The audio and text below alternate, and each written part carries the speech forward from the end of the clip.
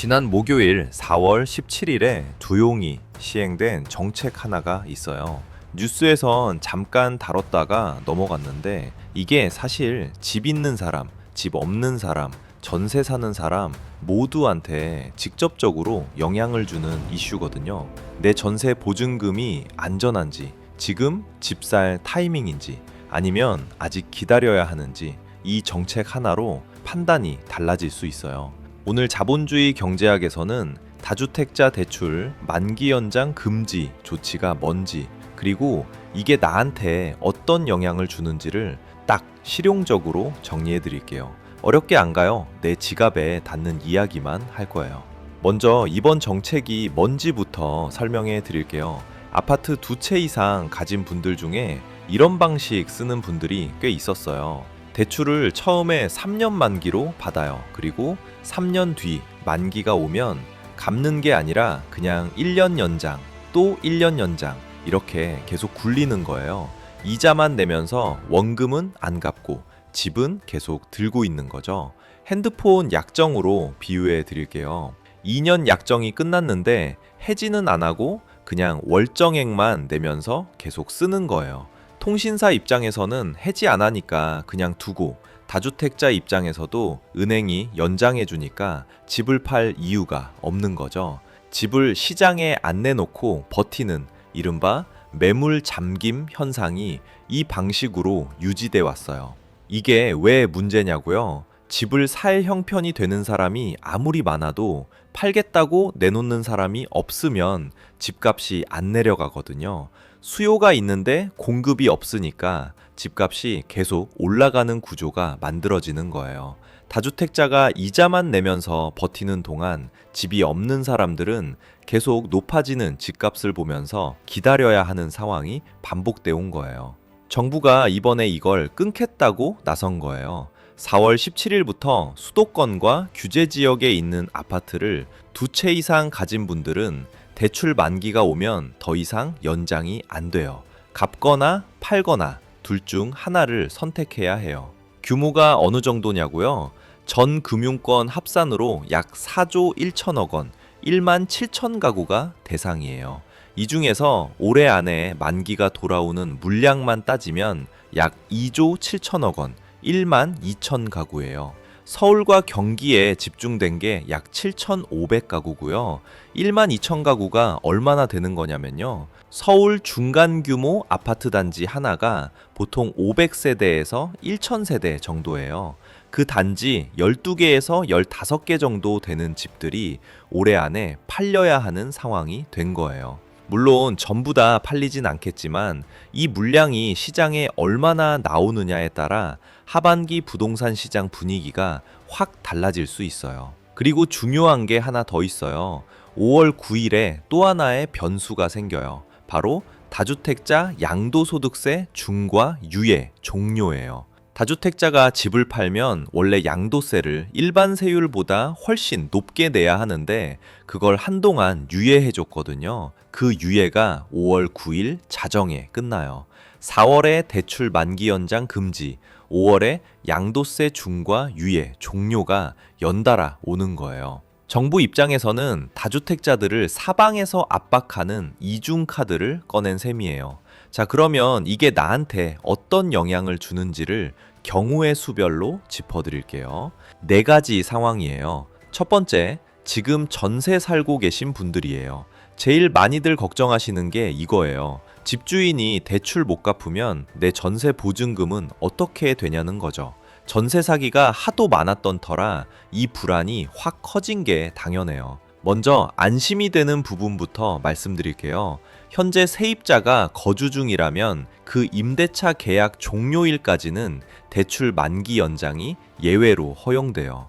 4월 1일 기준으로 유효한 임대차 계약이 있고 임차인이 실제로 살고 있다면 계약 끝날 때까지는 집주인 대출이 갑자기 막히진 않아요. 집주인이 당장 쫓겨나듯 집을 팔거나 하는 일은 안 생겨요. 문제는 그 이후에요. 전세 계약이 만료될 때 집주인이 보증금 돌려줄 돈이 없으면 역전세 상황이 벌어질 수 있어요. 집값이 내려가거나 새 전세 세입자를 못 구하면 보증금 반환이 막히는 거죠. 이게 요즘 전세 사기의 전형적인 패턴이에요. 그래서 지금 전세 사시는 분들이 꼭 확인하셔야 할 게 있어요. 내 전세 계약 만료 시점이 언제냐는 거예요. 만료가 1년 이내라면 지금부터 움직여야 해요. 방법이 두 가지예요. 하나, 등기부 등본 떼보세요. 인터넷 등기소에서 700원이면 바로 떼볼 수 있어요. 거기서 내 집에 걸린 대출이 얼마인지 확인할 수 있거든요. 집 시세 대비 선순위 대출, 그러니까 내 전세 보증금보다 먼저 가져가는 빚이 집값의 80%를 넘으면 위험 신호예요. 예를 들어 집값이 5억 원인데 집주인 대출이 3억, 내 전세금이 2억이면 집값 대비 부채가 100%예요. 이 집이 경매로 넘어가면 내 전세금 못 받을 수 있어요. 둘, 전세 보증금 반환 보증 가입이 안 돼 있다면 지금 바로 확인해 보세요. HUG 주택도시 보증공사나 SGI 서울보증에서 가입할 수 있는데 집주인이 보증금 못 돌려주면 보증기관에서 대신 돌려주는 구조예요. 단, 가입 조건이 있어서 집에 선순위 채권 금액이 너무 많으면 가입 자체가 안 될 수 있어요. 지금 바로 가입 가능 여부를 확인해 보세요. 두 번째, 집 살까 말까 고민 중인 무주택자 분들이에요. 이번 정책이 사실 이분들한테는 기회일 수 있어요. 대출 만기가 돌아온 다주택자 중에서 자금 여유가 없는 분들은 집을 내놓을 수밖에 없거든요. 은행에 대출 못 갚으면 경매로 넘어가는데 경매로 넘어가면 본인도 손해가 크잖아요. 그러니까 경매 전에 팔려고 시세보다 싸게 내놓는 급매물이 나올 가능성이 높아요. 얼마나 싸게 나오느냐고요? 급매물은 보통 시세보다 5%에서 10% 정도 낮게 나오는 경우가 많아요. 5억짜리 집이라면 2,500만 원에서 5천만 원 정도 싸게 살 수 있는 거예요. 물론 이게 언제, 어느 지역에서 얼마나 나올지는 지금 당장 알 수 없고 하반기 통계가 나와봐야 알 수 있어요. 그런데 여기서 정부가 추가로 당근을 하나 더 내놨어요. 무주택자가 다주택자의 새낀 집, 그러니까 세입자 있는 집을 사면 올해 말까지 실거주 의무를 한시적으로 유예해 준다는 거예요. 원래 투기과열지구 같은 규제 지역에서 집을 사면 바로 들어가 살아야 해요. 근데 세입자가 있는 집이면 당장 들어갈 수가 없잖아요. 그래서 이걸 허용해 준 거예요.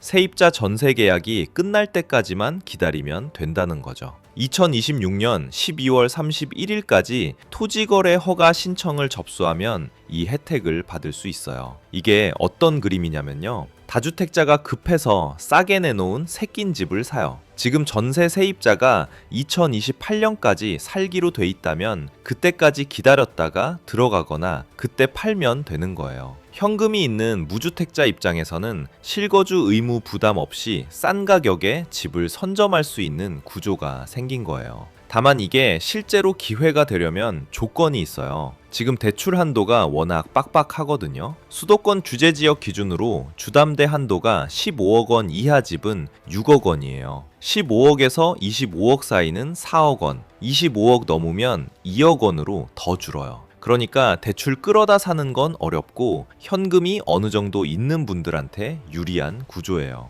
집값이 뚝 떨어진 급매물을 잡으려면 현금이 있어야 한다는 얘기인데 냉정하게 보면 지금 이 기회는 현금 보유자한테 더 많이 열려 있어요. 전문가들 중에서는 이번 정책이 결국 현금 부자들한테만 유리한 갭 투자를 국가가 합법적으로 열어준 꼴 아니냐는 비판도 있어요. 어쨌든 무주택자 중에서 현금 여유가 조금 있는 분들이라면 하반기 급매물 시장을 주시할 필요는 있어요. 세 번째, 이미 집 한 채 가진 1주택자 분들이에요. 이분들한테는 직접 규제가 걸리진 않아요. 이번 만기 연장 금지는 2채 이상 보유한 다주택자만 해당되거든요. 1주택자의 주담대는 이번 규제 대상이 아니에요. 다만 간접 영향은 생길 수 있어요. 급매물이 쏟아지면 같은 동네, 같은 단지, 아파트 호가가 눌릴 수 있고 내 집 시세에도 영향을 줄 수 있거든요. 단기적으로 집값이 약간 조정될 가능성이 있어요. 이걸 걱정해야 하냐고요? 실거주 목적으로 오래 살 집이라면 크게 신경 쓰지 않아도 돼요. 집값이 단기에 조금 흔들린다고 해서 실제 생활에 달라지는 건 없거든요. 걱정해야 할 건 갈아타기를 고민하거나 최근에 집을 산 분들이에요.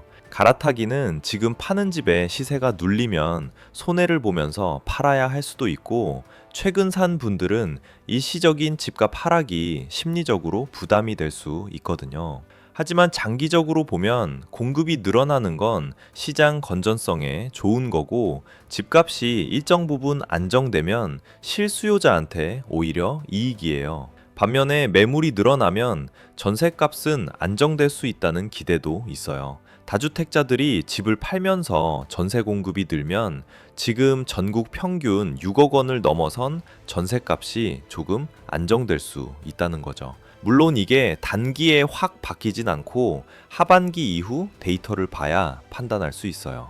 네 번째, 다주택자 본인이거나 주변에 그런 분이 있다면요.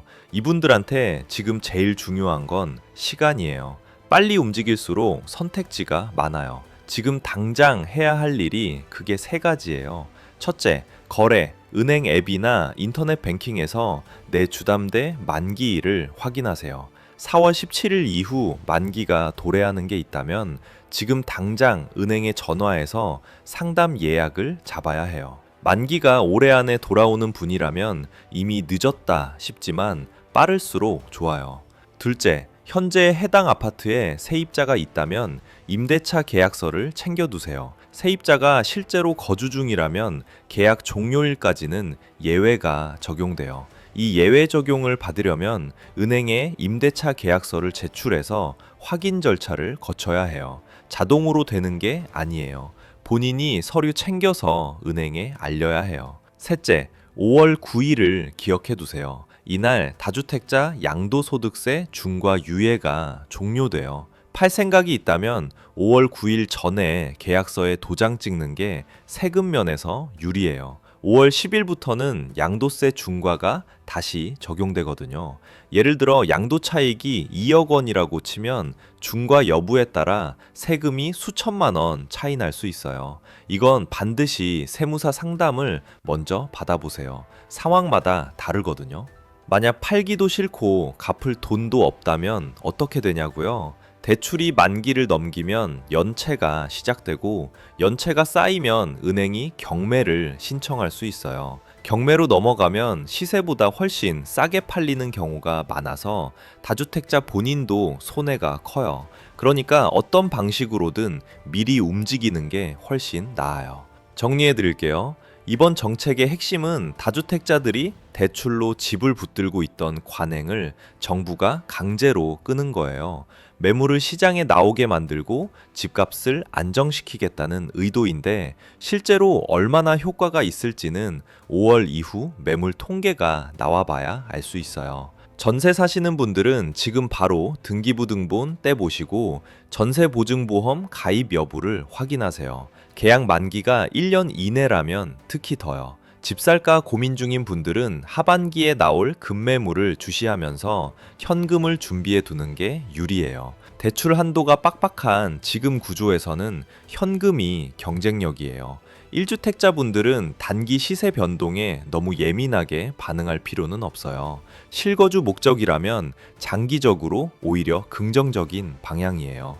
다주택자 분들은 오늘 당장 만기일 확인하시고 세입자 계약서 챙기시고 세무사 상담 꼭 받아보세요.